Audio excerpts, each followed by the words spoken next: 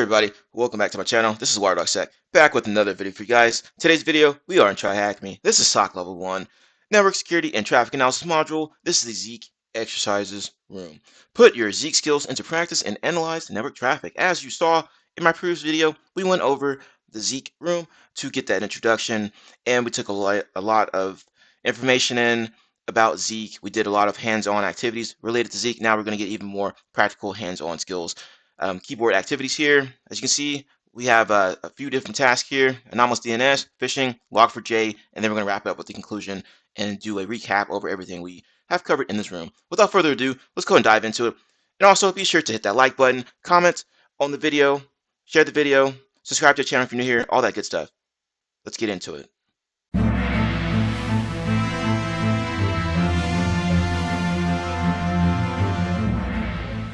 Task number 1 here, the room invites you to a challenge to investigate a series of traffic data and stop malicious activity under different scenarios. Let's start working with Zeek to analyze the captured traffic. So we're going to take a look at various different PCAP files and things of that nature. As we saw in the previous video, we took a look at various different PCAP files and then we analyzed them with Zeek. So we're going to do the same thing here with these exercises. Okay, I've already started up the VM. You can do split screen or view split screen, whatever you want to do. I'm going to open up in a new tab here to make it bigger for you guys, to make it easier to see here. It says log clear script. This is the clear-logs.sh as we did in the previous Zeek video. So let's go ahead and take a look at task number 2 here, anomalous DNS. There's a lot of questions here that we need to go through and answer to.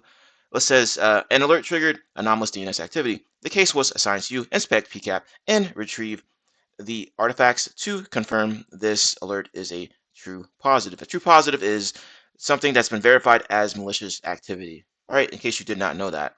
But anyway, so as usual, you're going to pause the video, try to answer these questions yourself. If you're following along, just take notes as usual. So this is what I have up so far. I'm inside of the anomalous DNS directory here, and I just showed y'all what's inside of here. So we're going to take a look at this. We're going to take a look at this PCAP here, but go ahead and try it yourself. Come back to the video. Hey everybody, this is WireDogSec. Just a quick reminder to subscribe to the channel and hit the notification bell. Once you hit the notification bell, be sure to set to all notifications so you know every time I post to the channel, upload a video, all that good stuff. Let's continue to grow our glorious community here. We are in the cyber trenches. We're not just reporting on it. Be sure to check out my channel as well. I have tons of videos that you can see here, over 300 videos ready for you to check out and learn something from. Be sure to review my posts. I'm frequently posting new things to my channel here, including jobs and everything related to that. Also, I have tons of playlists here that you can review, make it more convenient for you. Anyway, happy defending, happy hacking, enjoy the video. Welcome back. Let's go ahead and take a look at these questions here. First one says, investigate the DNS tunneling.pcap file. Investigate the DNS.log file.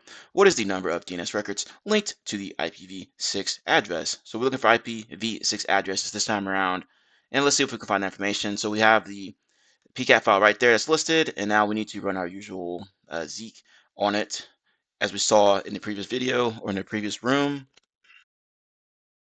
This is what we can do right here to generate those log files, right, or those .log files. And you can see what each little option does right there. All right, so let's go ahead and fire this off, and then it should generate the files we need in order to complete this particular task. So I'm going to do ls here, and there we go. Various different files here that we need to take a look at. We need to take a look at the DNS file. Yes, so flip back over to my notes. And since we are initially going to take a look at the logs, what you can do is you can either run cat on it, or you can do like less, or just try more in this particular instance, because sometimes these log files can be huge, and this makes it easier to sift through. So if you do more on it or less, you should get something like this, and now we can see the various different fields we can choose from, right? Also see what's inside of this log here. So that's what we are going to build off of, right? So I'm just going to go ahead and copy this and paste it over to get it ready to go. So we're going to grep on quad A's here for this particular instance, and then we're going to do a word count and then -L for lines, okay? And let's go ahead and fire this off. Let me get out of this with Control-C. Now let's just clear everything out. All right, now it should give us the answer we're looking for here, and 320 is going to be the answer for that one. then the next question says, investigate the con.log file. What is the longest connection duration? Now, once again, since it pretty much tells you what to look for here, duration, so that's probably going to be one of the fields we're going to be looking for, right? So we can do ls, and then we can once again do more, or actually let me try less this time around, just to show you what it looks like here, and I want to do it on con.log, and you can see we get something similar to more. Once again, we have the fields up here, and then there should be a duration field, I believe, that we can use here, if I'm not mistaken. Let me check my notes again. Yes, so we're going to use that and make our particular command here. Okay, so that's the field we're going to be using, and there it is, duration, right in front of my face. So hit Control C to get out of this here, or yeah, Control C and then Q to get out of that. So once again, clear this out and make it nice and neat for us here, and paste this over. And I didn't copy correctly, so go ahead and try to grab this again. So we're going to cat the file, piping it into zeek-cut, duration is what we're going to be using, and then piping that into sort to make everything nice and orderly for us. So we're going to run it.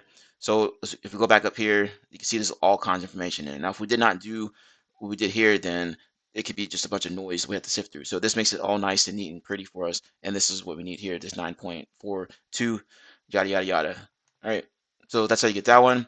Next one says, investigate the DNS.log file. Filter all unique DNS queries. What is the number of unique DNS or unique domain queries? Once again, right, so you're going to have to build this out by using more cat or whatever, and take a look at DNS logs again. Right, so once again, build off of your fields up here, and then the criteria you're going to need to search on, and we need to get the number of unique domain queries, right? So I've already have that built out here. You can do something like this to we're going to pivot off of this query field here. Then also there's more things you can do right here that we're going to get into here shortly. Also, don't be afraid to use these hints. Okay, this hints wanted us to do it this way, or gave us information down here to use. So that's ultimately what I used to get this particular answer, or use some of it, right? So anyway, so let's go ahead and take a look at this, and just to show you how it looks as you are building out your particular command. You see here, there's tons of information in here to sift through. A lot of this noise is in here. The cisco-update.com is in the way, and we don't want to see that. So we're going to use what they reference in that hint to try to clear some of the stuff out. All right, so it's going to be doing like a pattern match, and then we're sorting it unique, and then doing the word count, and then lines, and that should be able to get our answer here, 6. So there we go for that one. And the next one says there are a massive amount of DNS queries sent to the same domain. This is abnormal. Let's find out which hosts are involved in this activity. Investigate the con.log file. What is the IP address of the source host? So once again, you need to find the source host. And if you needed to find those fields again, you can just do more on that particular file there, and you can get those fields that you can build off of. So that's exactly what I did here. Okay, so we're going to cat that into con.log, pipe it into zeek-cut, and then we're going to use these two fields here, right? ID origin, and then ID response, and then also sort it by unique, and then we're going to grep on 53, what the DNS port uses. So let's go ahead and exit out of this here, clear this out, and then go ahead and run this. And we should get what we're looking for here. This 10.20.57.3 is what we are looking for there. Now, there's different ways you can do these particular tasks here. These are just one examples that I'm showing y'all. Okay, so next task here is going to be task number 3 here, talking about phishing. An alert triggered phishing attempt. The case was assigned to you. Inspect PCAP and retrieve the artifacts to confirm this alert is a true positive. And don't forget, y'all, we now have access to these fancy AI chatbot tools out there that can help you with Zeek. And also, you can reference the Zeek room or reference your notes from the previous video with Zeek. So I know y'all took notes on it, right? But anyway, go ahead and try this yourself. Come back to the video, and then we will go through it together. Let's go ahead and take a look at this task number 3. Investigate the logs. What is the suspicious source address? Enter your answer in the fanged format. Now, the fanged format just means that you're putting these brackets around it, these open and closed brackets around it, okay? In the real world, or if maybe just even in a lab environment, you want to use things in the fanged formats because you don't want someone accidentally going to these malicious locations, what have you. So you want to defang IP addresses and defang URLs, domains, things of that nature. All right, anyway. Also, if you want to defang things, you can do it via the command line, which I'll show you, and you can also do it through a tool called CyberChef, which you should be familiar with. But if you're not, we'll go through that as well. Anyway, so let's flip back over here. We are inside the phishing directory here, ls. Now we have a few files in here that we can utilize here. There's the pcap file we need to take a look at. So let's go ahead and do that here.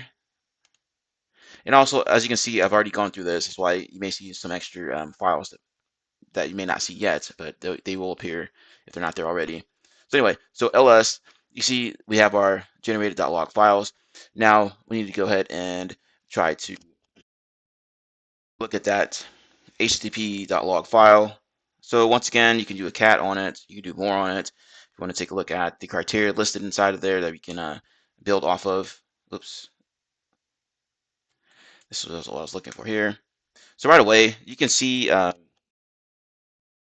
fields up here that we can build our commands off of.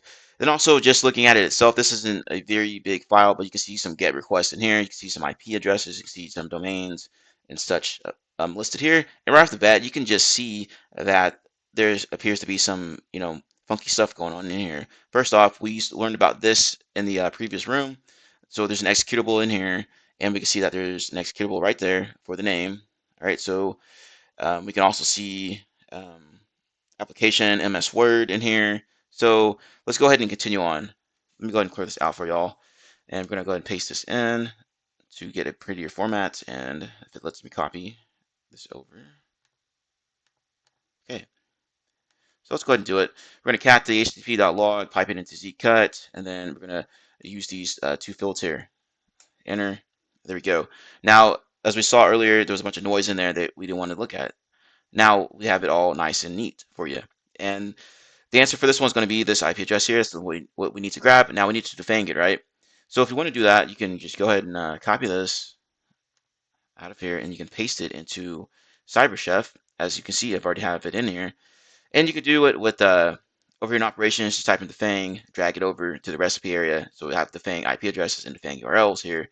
And you can see that it's defang down here. So we're going to go ahead and just grab that like so. And then we're going to plug it in as our answer right there.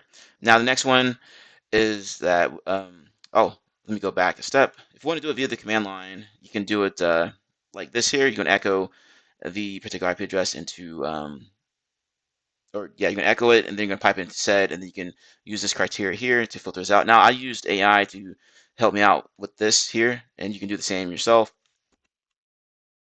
So for an example, if we wanted to do it this way, we just echo like this. First, it's going to fire off. I'm going to go back and edit. Okay, it didn't do it that time. So let's go back and just plug it in like this. 27.102. Bam. So we get the same thing. All right. So next one says investigate the http.log file. Which domain address were the malicious files downloaded from? Enter your answer in the FANG format like we did before. So let's go ahead and do that. We're going to take a look at that HTTP file. All right, for this one, I believe there's several different ways you can do it. But anyway, so here's one here that we're going to take a look at first. We're going to cat it, pipe in zeek-cut again, then pivot off that host field. Okay, there we go. So we can see right away that these two appear inside of this particular file. Then also we saw it earlier when we just did the cat on the HTTP log. There's some weird stuff going on there. And also, you can whenever you're getting these IOCs, you can obviously do some OSINT on them to try to figure out if these have been reported in something like VirusTotal or some other similar tool out there that can give you some more additional details on that. So anyway, you can grab it like so, plug it into CyberChef, and then it'll defang it for you and just plug it in here. You'll be done. Investigate the malicious document in VirusTotal. What kind of file is associated with the malicious document? So once again, you're going to have to get the hash of that, right? So to do that, you can use this script called hash-demo.zeek. All right, and we can clear this out. Okay, so ls, and this is what we're going to use here. All right, Now you can cat it and see what's in there, right? And we talked about in the previous Zeek video what this does. It says that it enables MD5, SHA-1, and SHA-256 hashing for all files. Awesome. Good to go there. Okay, so now we need to go ahead and run this. So I'm just going to copy it and paste it over. We're going to run it against that PCAP file, and it should give us that information that we need. Okay, so once that's done, clear this out.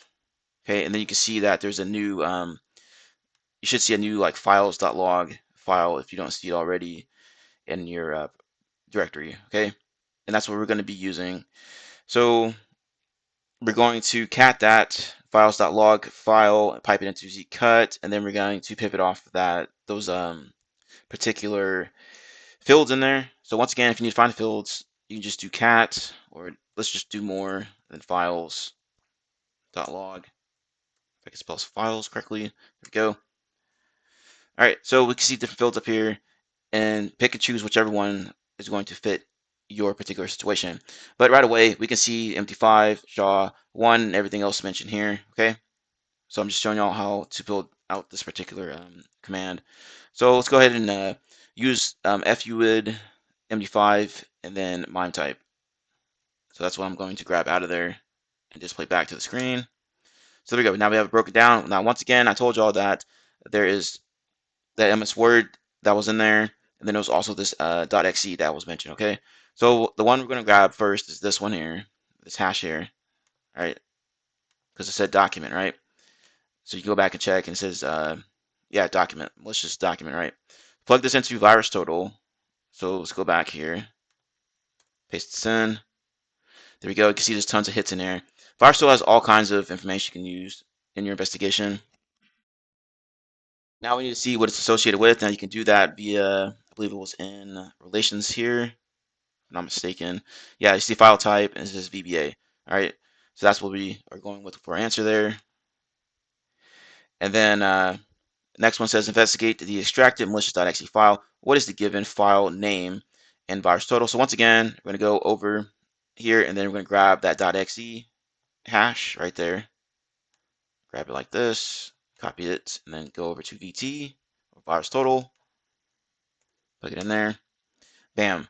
All right, now you're going to go to one of these tabs here to find that, actually, it's right up here. You're going to find it right up here. Okay, there's another one where you can just go to one of those tabs, and yes, it should be this one here.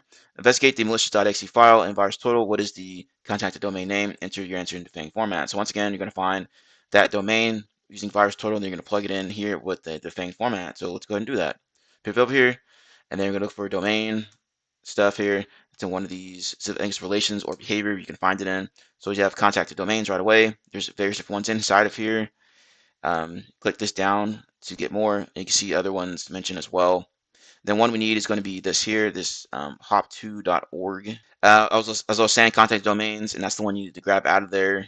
It's going to be this hop2.org, and make sure it's defanged, and then plug it in for that answer. And the next one is that we need to look at the investigate.http log file. What is the request name of the downloaded malicious.exe file? And we saw this earlier mentioned, and we also see it referenced inside of VirusTotal here down, let's see here, I think it was under details. Yes, we can already see various different names mentioned here. But anyway, so we flip back over inside of here, and then we can just, I believe it was just cat. Clear this out. We're just going to use more and http.log. Okay, there we go. And we can see that mentioned here. So there's the malicious domain, and then there's the .exe we need to plug in there. So we're done with that. Make sure to defang it via the command line or via CyberChef. All right, so task number 4, we're going to talk about some Log4J stuff. If you don't know what Log4J is, it was huge in the cybersecurity news, so go ahead and Google that or use ChatGPT to look up that information. But anyway, so it says an alert triggered Log4J exploitation attempt. The case was assigned to you. Inspect PCAP and retrieve the artifacts to confirm. This alert is a true positive. So once again, go through and try this yourself, then come back to the video and we will continue on. How'd you do? Hopefully you're able to find the answers to these questions. If not, let's go ahead and step through it together.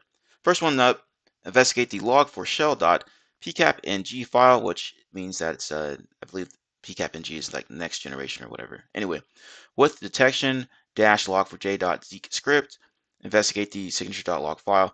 what is the number of signature hits? So let's go ahead and do that, right? So I'm going to reference my notes again. All right, so we're going to go ahead and build this out.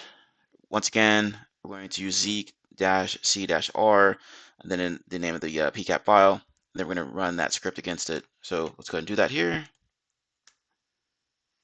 Okay, now that should generate our logs for us. And now we can pick and choose the ones we need to investigate. We need to take a look at this signatures.log. And also, if we want to take a look at that, you can use like cat or more, right? Or less, whatever works for you. So we're just going to use more here. You can see all kinds of information in here. That could be useful. Okay, so anyway, let's go back here and we're just going to cat the signatures.log, pipe it into zeek-cut. We're going to search off of UID, pipe it into word count, and then -L for lines. So let's go ahead and do that here. Clear all this out. Okay. There we go. 3 should be our answer for that one. And if you want, you could also take a look at this Zeek script here if you want to know what it does. So you can just go ahead and cat it out. So this is what it's looking for here. Hits on this particular CB. All right. So let's go ahead and clear this out again. ls. And the next question, investigate the http.log. Which tool is used for scanning? So once again, you can use cat, more, or whatever on it. So we just use more. And you can take a look at the specific fields up here once again. All right. And I'm just going to hop out of this real quick. And I'm going to grab what I use to get this particular answer here. So I'm going to cat this. And then I'm going to use zeek-cut, user agent, and then sort it by unique. So let's go ahead and clear this out, paste this over, done. Now, if we go ahead and review the results here, we can see that it mentions the scanner called Nmap, right? And that's a very popular tool out there that can be used for port scanning, network scanning activity, vulnerability scanning, stuff of that nature. So that's going to be our answer there, Nmap. Investigate the http.log file again. What is the extension of the exploit file? So you got to do a little digging here to get this one. But I believe this is the one I used to take a look at it. You can use Pluma as well. All right, so first off, let's just fire this off, or use whatever text editor. So yeah, so we're catting this http.log file pipe into zeek-cut, and we're using this field here, this URI field, to pivot off of, and then sorting by unique. And you can see this .class is mentioned inside of here. All right, so like I said, you can use a text editor tool, whatever, like Pluma, if you want to take a look at it. You can see that's way easier to scroll through. Sometimes you won't be able to use, you may not be able to use a tool like this because the file can be just huge, right? Too much information to display out. But you can see Nmap mentioned several times in Nmap scripting engine, et cetera, et cetera, et cetera. Just scrolling through, you can find that particular .class. So just to make it easy, since we already know what it is, you can find, and we'll take you right to that particular area. So you see here, it mentions exploit, .class, .class, a bunch of other stuff inside of here. All right, so we're done with that. And let's see here. The last one says investigate the log4j.log file. Decode the base64 commands. What is the name of the created file? So once again, you can use a text editor. You use command line, whichever one works for you. All right, so I'm going to copy this just to show you. I'm going to go back into Pluma again, paste this over, and we're just going to grab that base64. And right away, it's at the top here. So you can see base64, and you can see a bunch of other junk after that. All right, so I'm going to grab this one here. So just going to copy this, and you can plug it into CyberChef, whatever tool you want to use to decode it. The hint mentions you can do it this way as well with the command line. So something like that, just echoing the base64 data, piping into this tool called base64-decode. All right, and that's what I'm going to use. So I'm going to copy this over. So echoing the base64 information that we found from that log file, and then we're going to code it with the -d. There we go. And we need to get that particular file that's mentioned, which is going to be this pwn right there. And it appears they are using chest up, I guess, netcat right there. But anyway, so pwn is what we need for that particular answer, and we are done with that. Task number 5, conclusion. Congrats, you just finished the Zeek exercises. If you like this content, make sure you visit the following rooms later on in THM. You can check out my channel about snort related videos, Wireshark, and also Network Miner. I have videos over those as well. Okay, now just to recap, we went over some Zeek exercises and we took a look at how to identify anomalous DNS information using the various different files that are generated from the PCAPs using Zeek. Also, we took a look at phishing related activity. We went in there and we put things into defanged format like IP addresses and the domains that they were communicating to. We also identified malicious files, hashes, what have you, and the types of files, malicious documents, the names of the XEs, and then Log4J. We went in and also identified the scanning tool that was used and also the exploit file extension and then the name of the file that was created. Right. So we did all kinds of different things inside the Zeek exercise that can help you out in the real world. Like I said, over here at WireDogSec, we aren't just reporting on this stuff. We are in the cyber trenches, okay, whether that be in a lab environment or in the real world. So we get our hands dirty over here. Anyways, if you enjoyed the content, enjoyed the video, be sure to like, comment, subscribe to the channel if you're new here, hit that notification bell. Also, when you comment, be sure to just mention what you like most about the particular room, whatever information that was covered. Have a nice day, and I will see you later.